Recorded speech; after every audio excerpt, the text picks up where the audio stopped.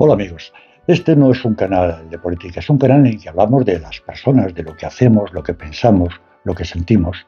Pero ya decía Aristóteles que el hombre es un zoon politikon, es decir, un animal social, porque vivimos en sociedad y las sociedades hay que organizarlas de alguna manera y ahí entra la política, es una manera de organizar la sociedad para que funcione armónicamente y también para procurar el mayor bienestar para el mayor número posible.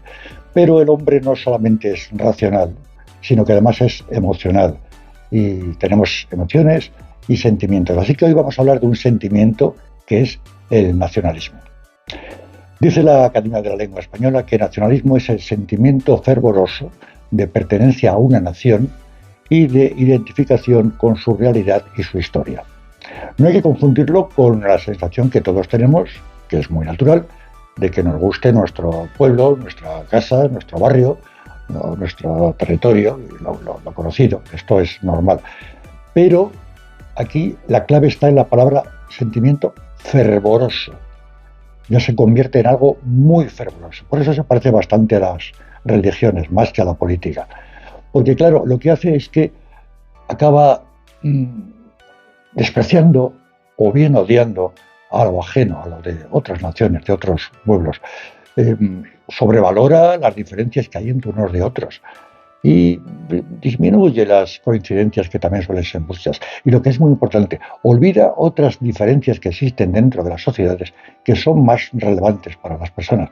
Las diferencias entre jóvenes y ancianos, por ejemplo, o entre hombres y mujeres, o entre ricos y pobres. Y al final resulta que un obrero de la fábrica SEAT de Martorell tiene bastante más en común con otro trabajador de la fábrica Renault de Valladolid. Y el director de la fábrica de Martorell se encuentra más cómodo y se siente más a sus anchas junto al director de la fábrica de Valladolid, aunque sean de regiones distintas. Pero el nacionalismo engaña esto, lo cambia y lo transforma. El nacionalismo no solamente se da con los naturales de un país, los nacionalistas de un país respecto a los de otro país, también puede ser interno. No es necesario, por ejemplo, ahí tenéis Suiza que está compuesta por 26 cantones, además hablan 4 idiomas distintos, pero esto no les impide sentirse fundamentalmente suizos y defender Suiza. O un ciudadano de Illinois en Estados Unidos, pues tiene un entorno muy diferente de un ciudadano de Florida, pero ambos se sienten norteamericanos, incluso orgullosos de serlos. Pero el nacionalismo muchas veces se hace enfermizo.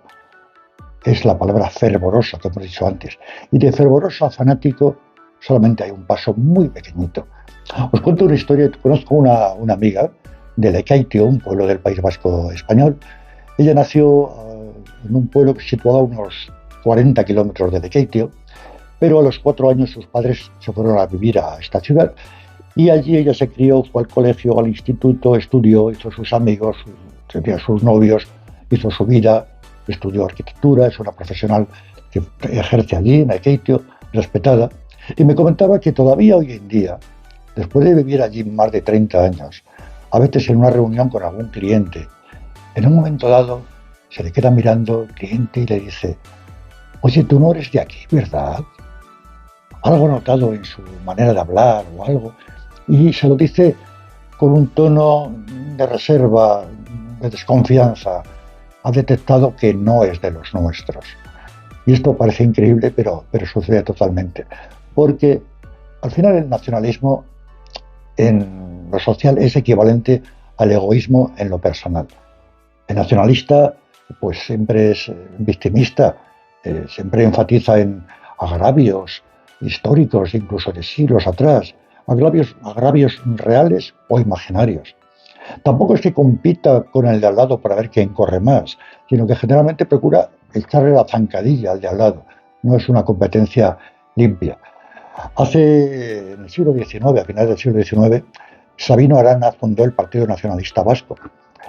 Este señor era un racista que hoy en día estaría a la derecha del partido más de extrema derecha que existe. Su lema era Dios, patria y leyes viejas. Y solamente es un sentimiento tribal, muy antiguo.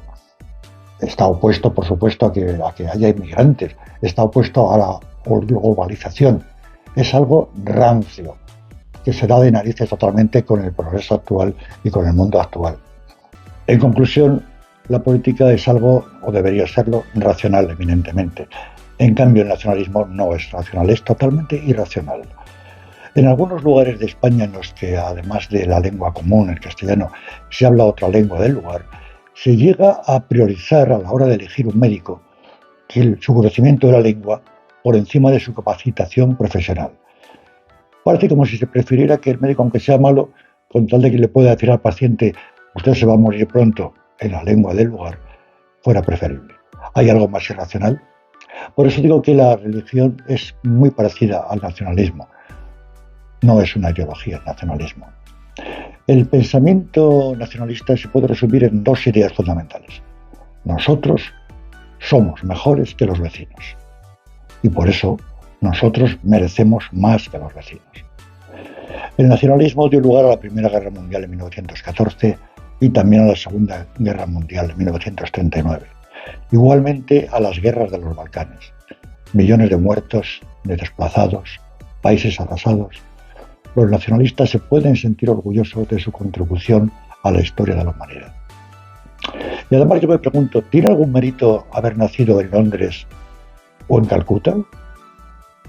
Y si tú eres un nacionalista fervoroso, catalán, por ejemplo, yo te preguntaría, ¿te das cuenta de que si hubieras nacido en Dakar, seguramente serías un fervoroso nacionalista senegalés? Y esto es todo, amigos. Si te interesa el asunto, te propongo que leas mi ensayo De vuelta a la aldea, publicado por Editorial Gran Vía de Burgos, donde profundizo bastante más en los factores económicos, históricos, sociológicos, psicológicos que contribuyen a la formación de un buen nacionalista.